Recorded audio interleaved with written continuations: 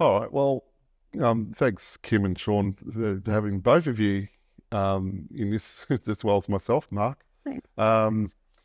Just want to talk a bit about your road to rehab, basically, because we know the story, Shaun, but just give us a bit of an outline of how you found the whole rehab process for you.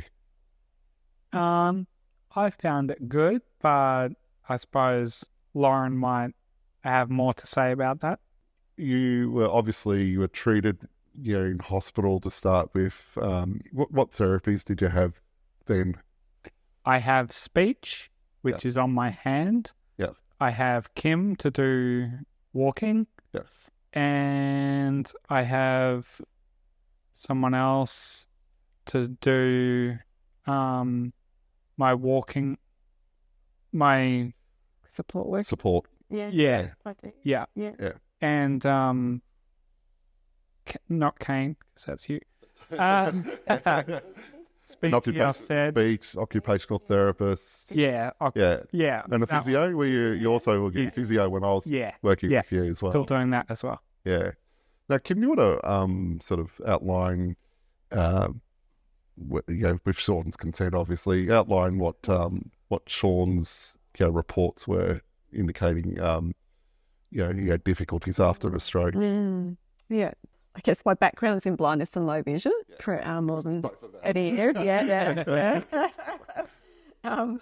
And it was quite a profound report. So with the blindness background, obviously, and being stroke related, but also the impact on Shaun with the hemiplegia side of things, the right-hand side, and the expressive aphasia too.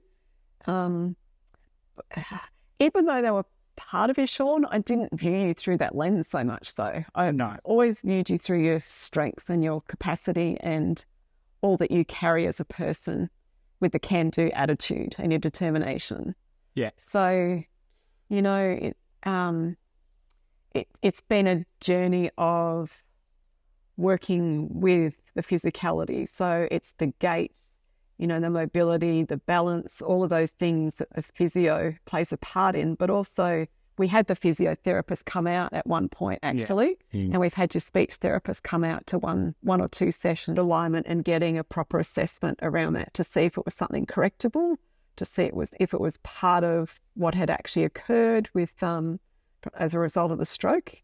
But we found with time that things actually did improve. And again, it's the importance of the haptic feedback through the left foot and being barefoot to start with. So sometimes people can be all wrapped up in, and safety is always paramount, it is paramount, it's foremost. But I could have viewed that because Shaun elected not to wear shoes, that I wasn't going to step foot outside his house and make it very conditional.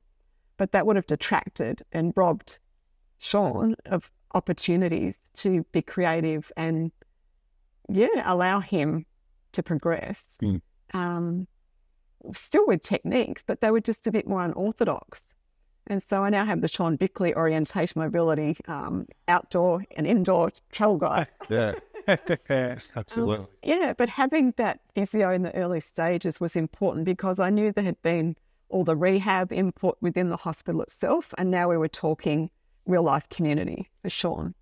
And if something was correctable, like if a veer was causing him to unintentionally veer, obviously with orientation mobility, we teach strategies around problem solving and recovery strategies, but foot alignment can make all the difference to whether someone is going to continue a pattern of veering or not. Yep.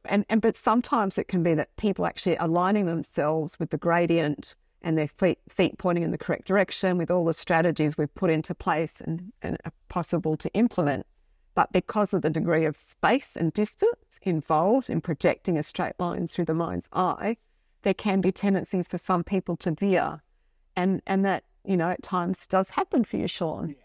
And that can happen to a lot of people who don't have a visual reference as a landmark. I'm aiming for that tree across the road. We take a lot for granted visually that we can just do those things freely and visually. So, over time, and even wearing a pair of shoes, and even going further back than that, it's looking at concepts around parallel traffic, perpendicular traffic, 90-degree turns, your left and your right concepts, which is, with the aphasia side of it, there's still a little bit of, muddling sometimes, isn't there, Shaun? Yeah. And it's like, inwardly Yeah. what it is, what the direction and things, but it doesn't quite come out that way. No, that's right. I noticed in looking back through my notes to research, because it's been quite a long time since you and I caught up. Yeah. My notes sort of indicated that you also had quite a amount of difficulties picking up spatial, like using the phone, which is a two-dimensional. Like if I'd said the messages as icons on the top left, sometimes you're going to the top right. Things got better as the sessions went on. Yeah. Did you find that frustrating initially? Like not being sure or certain where, listening to a direction, but not sure if it was, what part of the screen that you're meant to walk or, touch to get the icon, or did you find it yourself improving in terms of confidence and memory? Yes. Yeah. Now that I've got all that down, I'm all good at it. But yeah, beforehand, I didn't know whether you meant here or anything like that. Yeah. Yeah. And that, I think you and I had some discussions as well, Kim, where we were talking about various, visual cortex type mapping and so forth. That kind of thing is improved, obviously, with the services that are being provided. I remember working once with your physio, picking up, was it blocks or little circles and so forth with your hands? Yeah. We've done a few things like that. And we were using the iPhone in that context to do the swiping and So it's a very it proves to me that people like yourself who have pretty much limited dexterity can improve and use the use a tablet device. That was the most amazing thing about training you, Shaun, in that regards.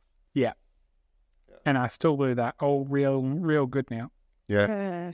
Yeah. Well, you use it faster than I do. I think too, Mark, like going back to the spatial aspects, and then just with what the report said, if you read everything, you look at it and go, wow. Like, The report's not really valid anymore, isn't it? No. It's sort of like, it's gone, you've gone past that whole... Yeah. The other thing too that really got me was that you're definitely a right-handed person, and that right hand is completely, gone. Yeah.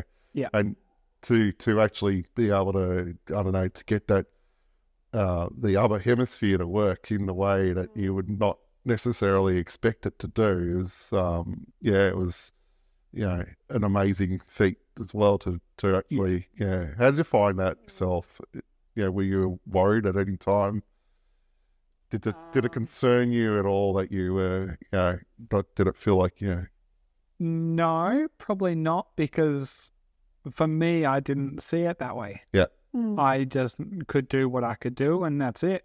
Yeah. Even though I can do a lot more now, I didn't know that back then because I didn't know what I'd be able to do. Yeah.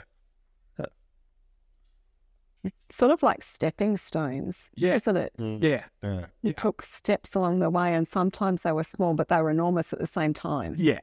I think there have been so many milestone moments for you, Shaun. It's been just amazing to be a part of that, and look, there were orientation mobility sessions where I'd look at things, but it was part of it. I have my P's, Mark, and my P's are have patience, practice and perseverance, and you'll start to develop proficiency. And it's not all about my input either. It's, Shaun was already halfway there with his determination. Yeah, no, I agree. I use definitely, he was And I got to say, like, as a professional trainer, it takes people normally about 3 or 4 sessions to learn an iPhone. You did that with all your background that you had with a stroke and all that. You did it in the same amount of time that anyone else would have done the same training, which I was so, well, I was like, here we go. We're going to be doing for ages. We're going to be doing this for at least a year. Yeah. And I was quite happy to, to say that. But the fact that you picked it up in 4.5 months or so was Yeah. We got there. Yeah. Yeah. Yeah. Yeah. That's it. So do you have anything else, Kim, that you want to? It's really just embracing opportunities alongside you, Shaun. And